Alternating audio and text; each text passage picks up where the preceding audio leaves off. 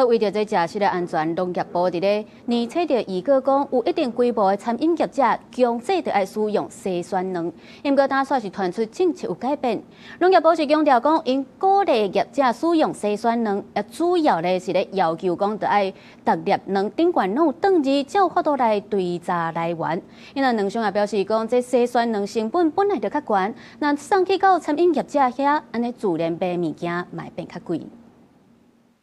甲世界食清氣的洗揀卵，正經濟排好好，準備要放喺架頂賣予消費者。一罐洗揀卵每一粒頂頭攏有噴日期頂數字，並且有登錄追溯來源的資料。甲其他的雞卵比，看起來就無共款，價錢也較貴。農商講洗揀卵的種貨成本較懸，餐飲業者來用這種卵，會反映在咱餐飲的績效。成本會比較高，洗過的話也不能放久。我們進的話高的話，我們出去也是，他們也是一樣照，會比較高一點，差不多30%。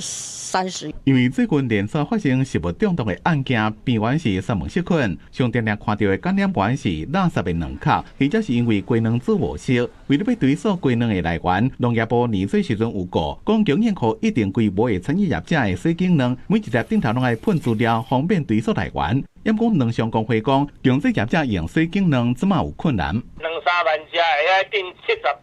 市場啊，迄款的啊，你要安怎叫伊生存啊？無法度卡波對袂話啦。如果全部都是推這個集選蛋的話，那當然沒有辦法每一場都去設這個檢設備啊，一台都要100多萬、200萬啊。這個冷鏈運輸的部分沒有冷藏的話，那當然保存的期限就會縮短啦。餐飲業者講，用洗揀卵成本有較懸，不過以後政府若要強制執行，因也會遵守。